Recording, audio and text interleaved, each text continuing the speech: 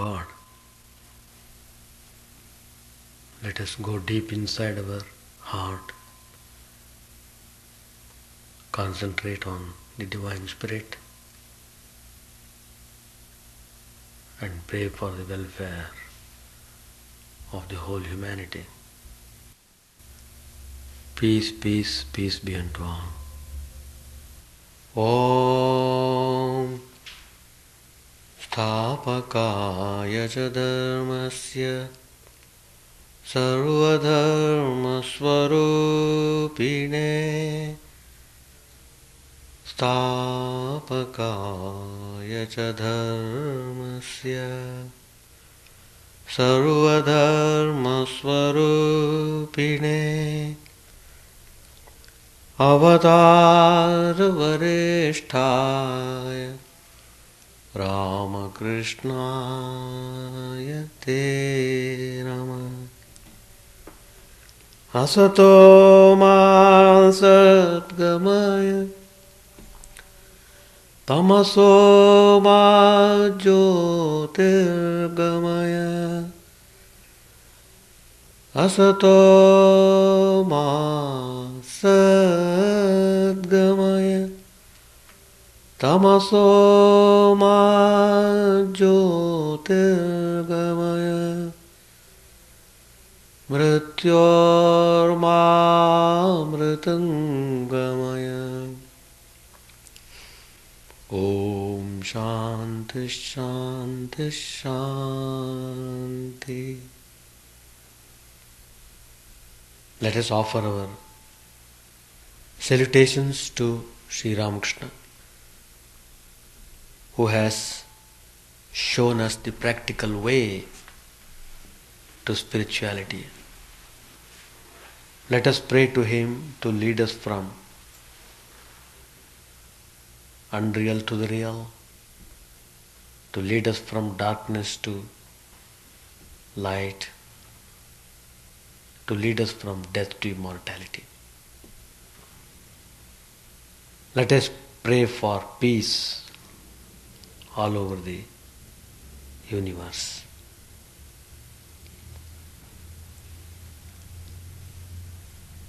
In the last class, we have read from page 85 to 86, Gospel of Sri Ramakrishna. Master Mahashaya was overwhelmed by the spiritual talks of Swami Sri Ramakrishna. In a very simple way but effectively,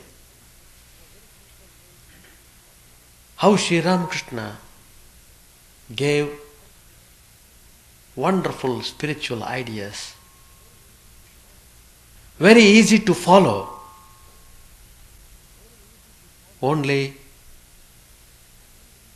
we must desire to have that spiritual life. Without that, it is not possible. So Sri Ramakrishna is pinpointing where we are making gross mistake, where we are going in a wrong direction. It is here. We are not very much interested in spirituality. We want it somehow, but we want spirituality without any effort on our part, which is impossible. Impossible. Spirituality is to be earned by one and every one and all. Each one will have to struggle. Each one will have to fight out the various forces acting against him. What I would say, there is a kind of spiritual idleness. So we are suffering and suffering and suffering. This spiritual idleness must be completely removed. We must be very active, more active than what we seem to be active in the worldly matters. To give a simple example, even one day in 7 days, how difficult it would be for us to have some spiritual ideas. Out of 100 days, with great difficulty probably, a few people would be able to come 14 days, probably, that is once a week, with great difficulty. 6 days are given to the world. I am putting it in a figurative way. 1 day only we are giving to the spirituality. That is, in thinking about spiritual ideas, trying to understand them, trying to put into practice in our daily life. Unless we discuss, unless we understand, how can you implement them in the life? How can your kids learn the values of spirituality? If the elders themselves do not know about them, how can the children know about them? So, Sri Ramakrishna is giving clear instructions. Be very careful about your association. It's true, God dwells everywhere. Ishavasi sarvam jagat. Lord is pervading everywhere. There is not a single space without the consciousness of the Supreme Spirit. Everywhere God is present. He is present everywhere. That has been proved by a great devotee, Prahlad. Probably some of you might know or some of you might not have read it. In Bhagavad, a beautiful story of a great devotee, Prahlad, who was adoring Lord Vishnu, the Creator, with full devotion, unflinching devotion. His whole heart was given to him. His whole inner being is completely full of God consciousness, which his father would not like. His father had all demonic qualities. He was Asura, full of rajas. He wanted to enjoy power to the maximum. That was his personality. So he wanted to proclaim himself as the most powerful man in the whole universe. Who are gods? Who can dare to come before me? I myself am that. There is nothing like God somewhere else. He became so arrogant, so egoistic. So he began to scold his own dear son not to utter the name of Lord Vishnu. But then Prahlad would not stop. In fact, he told his father, "Father, why are you so much against the Divine Spirit? He is all loving, full of kindness. Why should you have grudge against him? To me, there is nobody else other than Vishnu. It is he who is creating and protecting the whole creation. It is because of him we are all able to get all our necessities in life. God is everywhere. Of course, a big story it is. Then he began to torture his son. But since he was so devoted, every time he was saved from the difficulties. Finally, the father, his name was Hiranyakashipu. What? You are again and again telling God is everywhere, everywhere. Let me see if your God Vishnu is in this pillar. If he is there, let him come and save you. I will kill you right now. So, he took out the sword and rushed towards his own son to kill him. Just then, what happened? The miracle of the miracles. The pillar got split up. From there emerged a special manifestation of the divine power. Half human, half animal, half lion. Very ferocious. He came with that special manifestation of power just to kill this demon who could not be tamed by any body. Even gods, the angels were afraid of him. My point is, how could God come through that pillar if he were not there? So, this devotee Prahlad, he prayed to the Lord, and the Lord did present through the pillar, and that is how we all came to know about it. So, Sri Ramakrishna says, no doubt water is very good. It is considered as a manifestation of God itself. But on that account, we can't use all types of water for drinking. Though its essential quality is same, some water is meant for drinking, some water is meant for washing dishes. So like that, you can't use the water which is used for washing the dishes for drinking. In the same way, though God is present in all the beings, there are beings and beings. Some are wicked, some are half wicked, some are good, some are very good, some are neither good nor bad. Varieties of people. That means the manifestation of God varies in every being, varies. So one has to be careful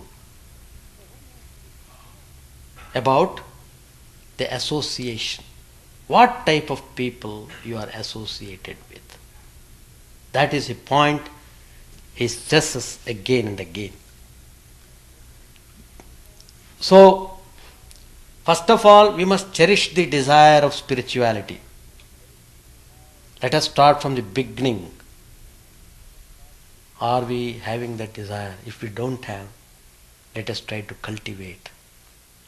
Let us not be drowned in the desires of the world. So, we should plant that desire of spirituality in our heart and see it develops nicely, properly. Take all precautions to protect it. So, Sri Ramakrishna suggests that in order to protect that tender plant of spirituality, you will have to be extremely careful about your practices, about your meeting the people. And he says, one should never be associated with men of wicked nature. But then, practical difficulties are there. We are in this society. We are working in various fields. We can't do away with so many types of people. How to handle that situation? Sri Ramakrishna suggests, very good. If such occasion comes, If you see that some persons are trying to do harm to you, you just make a show of temper, make a show so that they may not hurt you. But on any account, you should not take any revengeful attitude. You shouldn't have any kind of retaliatory motives in your heart. That's very important. You can hiss. That is how he told the story of the brahmachari and the snake. Generally, all the children, they would run away by seeing the snake because it was so ferocious, it would come and attack them. But then, when it received the instruction from a brahmachari, a holy man, it didn't behave in the same way as it would. The children noticed that the snake was keeping quiet, so what they did, they began to throw stones at it. Not only that, they cut hold of its tail and made round and threw it. So all over the body it had bruises. But since that snake had received instructions from the brahmachari, it was repeating the divine name, it had developed sattvic quality. It has even forgotten how he got into that state. It has even forgotten that the children had pelted stones at him. When brahmachari came and inquired, he said, I don't know. Then he told, what is this? I only said not to injure a person. But I did not say you should not hiss. You could have hissed at them. They would have run away. So, what he said was, hissing you can do, but don't inject your poison. That is the spiritual instruction that we have to follow. Here also, with respect to so many types of people we come across in our life. Generally, Sri Ramakrishna himself classifies people in 4 ways. There are some who are ever free. There are some who are bound by the fetters of the world. And there are some who seek after liberation. And there are some who are liberated. Like this, about 4 classifications Sri Ramakrishna has made. And he gives the example of those who are ever free. There are sages, for example. He tells the name of Narada Maharshi, who would always move around and would sing devotional songs to invoke divine vibrations in everybody. He would always teach spirituality and all things connected with spiritual life. He is ever free. But the people who are bound by fetters of the world, they are sunk in worldliness. They get more and more deeply attached to their near ones and dear ones, and they feel they're all very real to them. Such people, being involved deeply,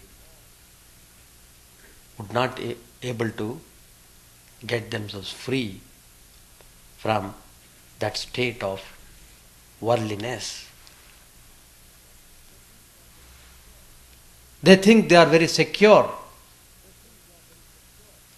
but then they do not know how they are being led to annihilation. A person who has become too much worldly, he doesn't want to hear anything about spirituality. He doesn't want to even hear the name of God. On the other hand, he would be very happy if anybody praises him. He wants his name to be always heard. He wants self-advertisement more and more. So his whole being is concentrated on his own personality. How much he can enjoy the life. How much he can squeeze everybody. That is how his thinking goes. But in the long run, by such actions, he has ruined himself. For such people, this world itself would be like a hell. He undergoes severe suffering, various types of suffering. Anyway, but some people, by seeing the things around them, they seek to have some kind of spiritual ideas. They try to get themselves free. So they try to give up possessing anything in this world. They try to give up attachment to this, to the things of this world. About liberated souls, Sri Ramakrishna says, there are Mahatmas, holy people. They, though they live in this world, they are not entangled by it. They always meditate on the lotus feet of God. Their mind is not upon the pleasures of the world. They don't run after them. Rather, they are disgusted with such kind of sensual, degrading, demoralizing pleasures. So Sri Ramakrishna, while explaining all these different sections of people, gives the example of the fish. When the net is cast into the lake and there is bait also, so all the fish, not knowing they are trapped, rush into the net. They are caught. Some of them, somehow, they sense some danger. Immediately, they get out of the net somehow. They are not caught. But some, they think they are quite secured. Nothing to worry. They do not know afterwards the fishermen would take the net out and all of them had to be used as a food for the fishermen. So like that, we see some fish, they do not make any effort. Some of them only try to free. Some of the fish are not caught in the net at all. It is just like that our people also behave. So, is there no way? Way is there. The ways are also shown by Sri Ramakrishna. What are the ways? Again and again Sri Ramakrishna tells. Come more frequently. Have association with the holy people. Go into solitude. Think for a while about the divine spirit. try to meditate a little. Along with meditation, try to practice discrimination. And then you pray for faith and devotion, which is very important. Once you acquire that jewel, faith, we have achieved everything. Sri Ramakrishna tells that. So far we had read in the last class. Now I shall continue. Afterwards we shall have some discussion about all these points. About the bound souls, Sri Ramakrishna tells, page number 87. That is, bound souls means the people who think this world to be very real. Very real. More real than themselves. So much attached to this world. The bound souls are tied to the world by the fetters of woman and gold. That means lust and wealth. They are bound hand and foot, thinking that lust and wealth will make them happy and give them security. They do not realize that it will lead them to annihilation. When a man thus bound to the world is about to die, his wife asks, "Well, you are about to go, but what have you done for me? Have you kept any fixed deposit? After your passing away, what about my fate?" Again, such is his attachment to the things of the world that when he sees the lamp burning brightly, he says, "Dim the light, too much oil is being used." He must know he is on the deathbed. Even at that last hour, he doesn't think of God. That is the nature of the bound souls. The bound souls never think of God. If they got any leisure, they indulge in idle gossip and foolish talk. Foolish, utterly foolish. Or they engage in fruitless work. Perhaps start playing cards. How true it is. How true. We must open our eyes. That means our inner eye. We should awaken by these ideas. What? We must take immediately corrective steps. When Sri Ramakrishna said all these things, there was deep silence in the room. Everybody was attentive. Then a devotee asked a question, "Sir, is there no help then for such a worldly person?" Then Sri Ramakrishna answers, "Certainly there is. Here is the hope. The Mahatmas, they come, they give hope. They ask us to follow. But if we don't follow, then what's to be done?"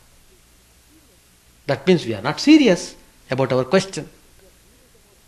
If you are serious about asking the way, when the way is shown, you must proceed in that way.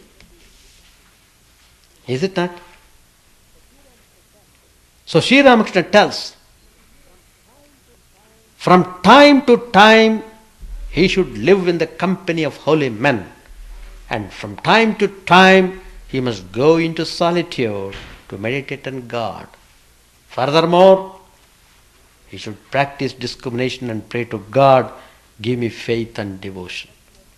Once a person has faith, he has achieved everything. There is nothing greater than faith. To Kedar, one of the devotees, Sri Ramakrishna said, "You must have heard about the tremendous power of faith. It is said in the Purana that Sri Ramachandra, who was God himself, the embodiment of absolute Brahman, had to build a bridge to cross the sea to Ceylon. But Hanuman, trusting in Rama's name, cleared the sea in one jump and reached the other side. He had no need of a bridge. All laugh. Once a man was about to cross the sea. Vibhishana wrote Rama's name on a leaf, tied it in a corner of the man's wearing cloth, and said to him, "Don't be afraid, have faith and walk on the water. But look here, the moment you lose faith, you will be drowned." The man was walking easily on the water. Suddenly he had an intense desire to see what was tied in his cloth.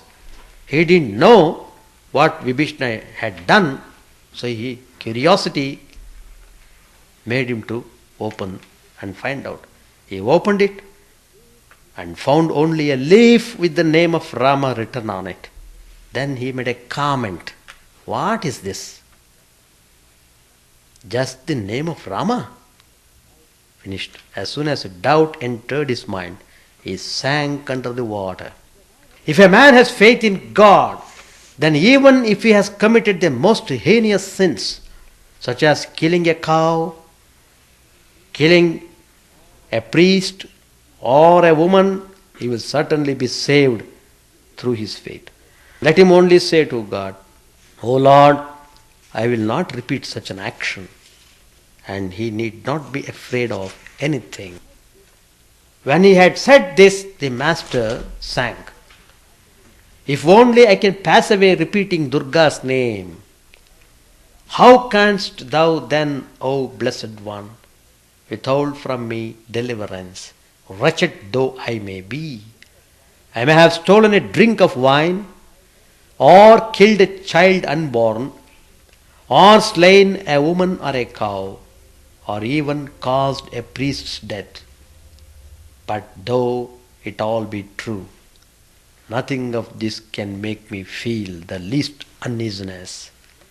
For through the power of thy sweet name, my wretched soul may still aspire even to Brahmanhood." Pointing to Narendra, the master said, "You all see this boy?" referring to Vivekananda. "He behaves that way here. A naughty boy seems very gentle when with his father, but he is quite another person when he plays in the Chandni." Narendra and people of his type belong to the class of the ever-free. They are never entangled in the world. When they grow a little older, they feel the awakening of inner consciousness and go directly towards God. They come to the world only to teach others. They never care for anything of the world. They are never attached to lust and wealth. The Vedas speak of the Homa bird. It lives high up in the sky, and there it lays its egg. As soon as the egg is laid, it begins to fall. But it is so high up that it continues to fall for many days. As it falls, it hatches, and the chick falls. As the chick falls, its eyes open. It grows wings. As soon as its eyes open, it realizes that it is falling and will be dashed to pieces on touching the earth. Then it at once shoots up toward the mother bird high in the sky. At this point, Narendra left the room. Kedar, Prankrishna M. and many others remained. "Master, you see, Narendra excels in singing, playing on instruments, study and everything." The other day he had a discussion with Kedar and tore his arguments to shreds. All laugh. To M, "Is there any book in English on reasoning?" Master Maharaj said, "Yes sir, there is. It is called logic." Master said, "Tell me what it says." Master Maharaj was a little embarrassed. He said, One part of the book deals with deduction from the general to the particular. For example, all men are mortal, scholars are men, therefore scholars are mortal. Another part deals with the method of reasoning from the particular to the general. For example, this crow is black, that crow is black, the crows we see everywhere are black. Therefore, all crows are black. But there may be a fallacy in a conclusion arrived at in this way. For on inquiry, one may find a white crow in some country. There is another illustration. If there is rain, there is or has been a cloud. Therefore, rain comes from a cloud. Still another example. This man has 32 teeth. That man has 32 teeth. All the men we see have 32 teeth. Therefore, men have 32 teeth. English logic deals with such inductions and deductions. Sri Ramakrishna barely heard these words. While listening, he became absent-minded. So the conversation did not proceed far. We shall stop here. And now it is for you, for your chance to speak. Each one of you can come and give your observations or ask questions, whatever you want. Each one of you, I need not call by name because generally I don't know the names also. Even if I know, I may not pronounce properly. So everybody is invited to speak. They can come and let us share your ideas. The point is, each one has received initiation from the master. That's all. Not some way. Sri Ramakrishna has, for some people, he has wrote mystic syllables on the tongue, thereby awakening their spiritual power. Not all of them. Each one is different. Sure, master has not only initiated them, awakened them, but also sees their development meticulously. He sees their development. Sure, yeah. In spiritual development, he was very, very particular. And his training of disciples is unique. Wonderful training he has given to each one of them. The training differs from person to person. His training of Narendranath is different from that of his training of Adbhutananda, Latu.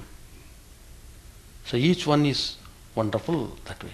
In fact, the first training who received from Sri Ramakrishna is none other than Holy Mother herself. Now, whenever anybody sought blessings from Sri Ramakrishna, she would always say, "May Mother bless you." He would bless everybody. True. Any blessing means what? There is no classification in blessing. Ashirvad is a Sanskrit word. The English term is blessing. Ashirvada is the Sanskrit term. The English translation is called blessing. No, the point is, they are all different prayers. It depends upon what they want. You see, suppose a person comes and prays to the Lord, "Oh Lord, please bless me with a child." That's also blessing, no doubt. And he will be blessed with the child. And some people will come, "Oh Lord, please cure my disease. I am suffering too much. Please bless me to regain my health." Good. Arto jignasurarthati jnani cha bharatarshava chaturvida bhajante ye mam paryupasate. 4 types of people worship Lord Krishna. Lord Krishna says. One of them is those who are in distress.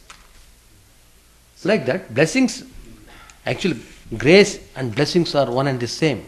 How the blessings are perceived through the grace. By the grace of the Lord, he is blessed with the child. By the grace of the Lord, he is cured of the disease. By the grace of the Lord, he gets prosperity. Like that. So that is the power of the mantras. The power of the mantra works only where there is purity, only where there is a certain amount of personal discipline. Then only it acts upon. Each and everybody can talk. Why it not happen? It doesn't happen. But the same thing if a Mahatma tells, it happens. How? That is the personality. That is, you must build up your life. You must build up your spiritual life based on truthfulness, non-violence, and celibacy, purity in thought, word and deed. All these noble virtues, you must cultivate them. So once you develop these qualities, then the divine manifestation takes place there. You will feel more and more the divine power working through you. But if a person is impure, it will not manifest. That's the point. So you see, nowadays there are a lot of books which deal with the science of mantra. All the mantras are known. Then where is the necessity of receiving the mantra from the Guru? The reason is this. So that is only, simply by reading it, you will not get that transmission of power. So it should be done by a guru, a competent teacher, who could take the responsibility of the disciple and who could transmit that power. Yeah, the power, the divine power. For example, in the Ramakrishna order, the Swamis, they do initiate. But here, though they initiate the disciples, they point out at the time of initiation, your Guru is Sri Ramakrishna himself. I am only his servant. So, he is directing you to Sri Ramakrishna, connecting you to Sri Ramakrishna. So, Sri Ramakrishna's power works in you. So, from your side, the responsibility should be, you must maintain purity, you must maintain certain disciplines in the life, so that divine power which has been given to you by the Guru could manifest in all its glory. That's the point. Ashirvad is there. Ashirvad, without Ashirvad, the world even the creation cannot move. Ashirvad. Anymore? No, it depends upon the teacher. No, you see, generally what the teacher would do, he would allow the disciple to do some effort to practice some spiritual disciplines, so that this mantra which was given to him could manifest its power. So he does not directly remove all the impurities in that person and immediately make him liberated. Though certain types of gurus have that power. For example, Sri Ramakrishna had that power. He could liberate any body just by touch. He could do that. But he did not do that. Because each one would feel joy by doing certain practices oneself. And Sri Ramakrishna wanted to see that each one does it himself. For example, Mathurnath, who was a very close devotee of Sri Ramakrishna, who was looking after Sri Ramakrishna's needs. He was a very good devotee. In fact, one day when Mathurnath was sitting in the veranda, he was just looking at the side where Sri Ramakrishna was living in the Dakshineshwar temple. He was just wondering, who is this Ramakrishna? Who is this Sri Ramakrishna? Just wondering. He was puzzled. And at that time somebody came with some account, something for his signature. He wanted the signature from the Madhur Baba. He did not notice that at all. His mind is fully concentrated on that direction. It so happened at that time Sri Ramakrishna was moving to and fro, back and forth in the veranda. He just gazed at him. Immediately he was wondered to see, when Sri Ramakrishna was coming in one direction, he saw him as Lord Shiva himself. He was amazed. And then Sri Ramakrishna turned and went back. When he turned the other side, he saw Sri Ramakrishna as the Divine Mother Kali. He rubbed his eyes, literally rubbed. Am I seeing a dream or what? He rubbed his eyes and felt. He felt he was really conscious. He's not dreaming. He's seeing actually. It's not a vision. Directly, with open eyes, he's seeing. So, you must know, he is so blessed in that way. How many people could have that kind of vision? How many people could have that kind of experience? But Madhurnath had that experience. What I am telling is, later, after some years, somebody asked a question, asked Sri Ramakrishna, Master, many people are coming to you for spiritual instruction, and you have given spiritual treasure to whomsoever wanted. My question is whether that Madhur Babu would be liberated by your blessing, because he served you a lot. He was serving you. He did serve, and he had the vision, and he knew Sri Ramakrishna was veritable God himself. So, seeing all these things, can we conclude that, can you tell us that he would be liberated from the bondage, that he is no more to be born again? Then Sri Ramakrishna answers, no, he will have to take another birth, because he has got a desire. One Desire. more birth. He has to take one more birth. Yes. He has to go one more birth because he has certain desire. That desire is pushing him to take the birth. So Sri Ramakrishna could have done it. He could have removed that desire. No, he didn't want to do. He did not want to do anything in an unnatural way. He wanted to see everything goes in a natural way. He doesn't want to interfere in the natural law. But he helps them. He shows them, look, like this you do.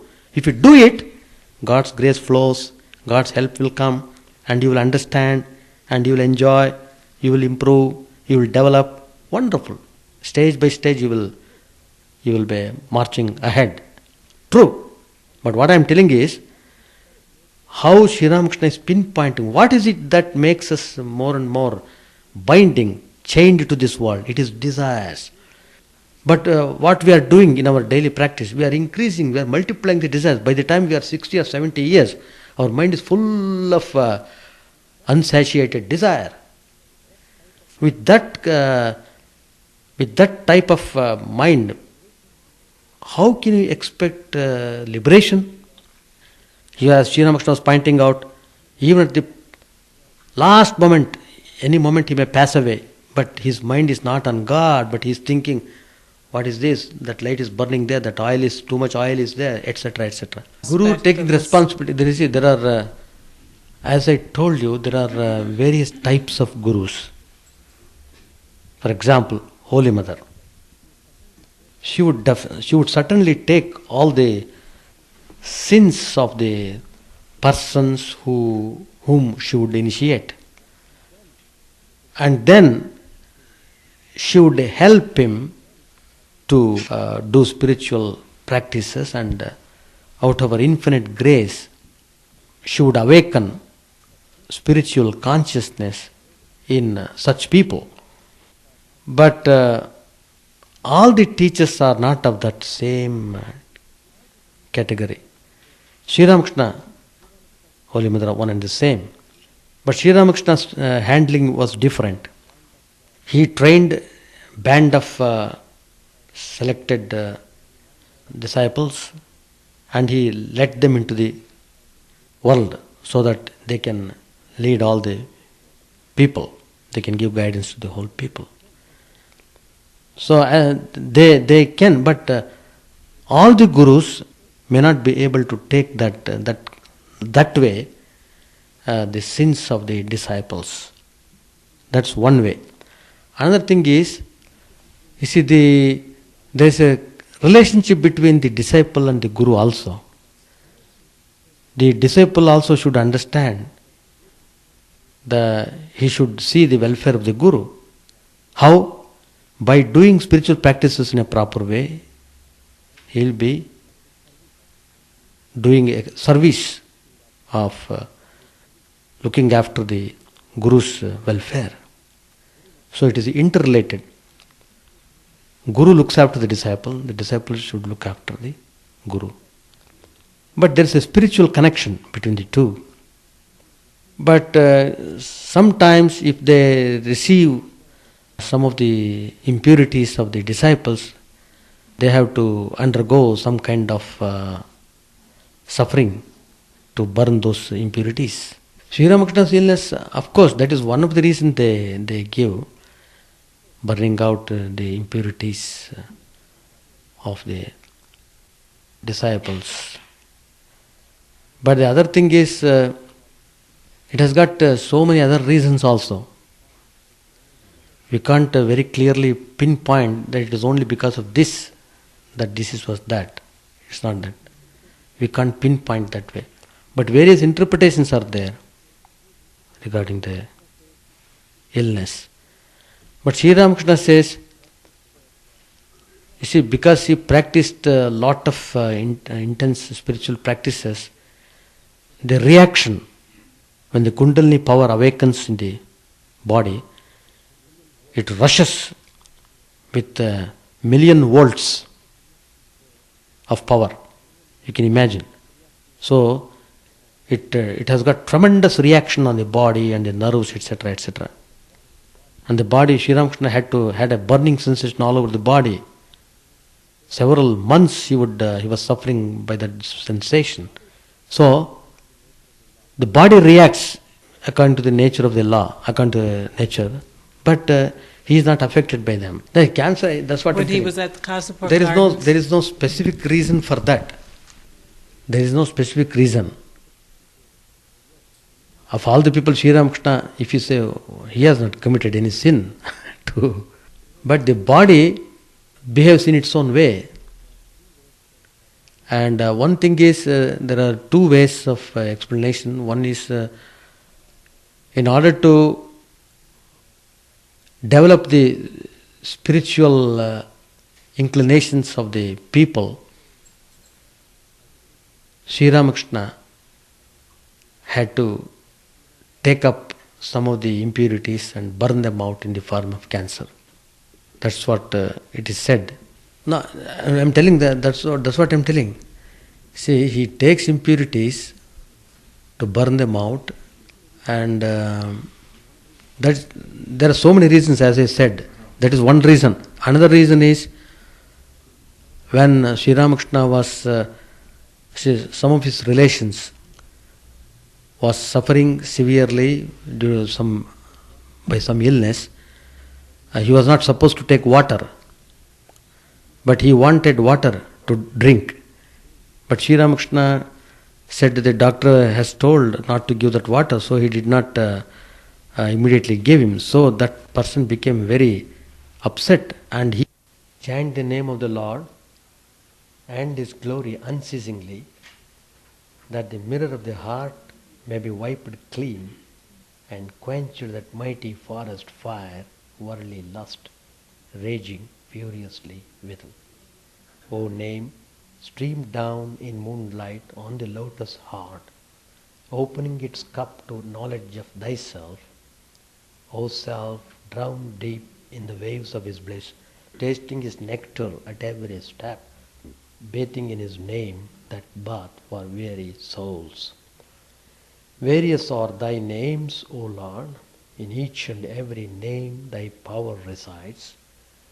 No times are set, no rites are needful for chanting of thy name. So vast is thy mercy, how huge then is my wretchedness, who find in this empty life and heart no devotion to thy name. O my mind, be humbler than a blade of grass, be patient and forbearing like a tree, take no honor to thyself, give honor to all, chant unceasingly the name of the Lord. O Lord and soul of the universe, mine is no prayer for wealth or retinue, the playthings of lust and the toys of fame. As many times as I may be reborn, grant me, O Lord, a steadfast love for thee. A drowning man in this world's fearful ocean, he is thy servant, O sweet one. In thy mercy, consider him as dust beneath thy feet.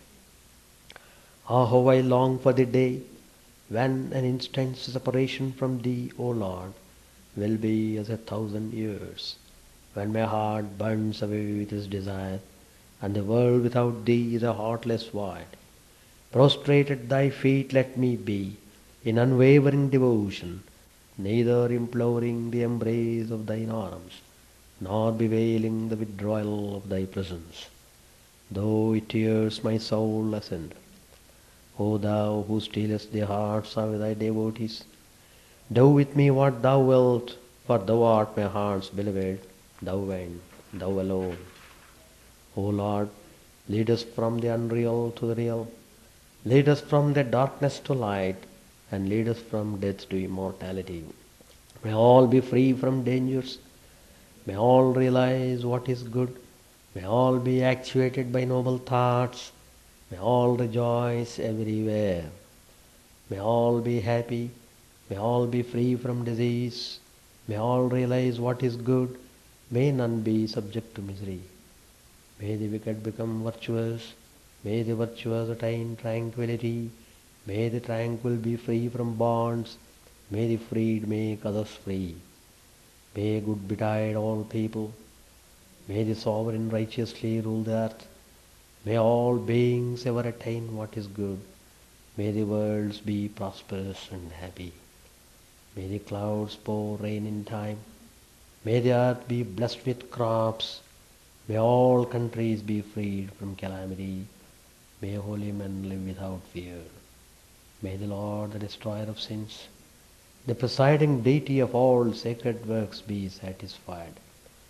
For He being pleased, the whole universe becomes pleased. He being satisfied, the whole universe feels satisfied.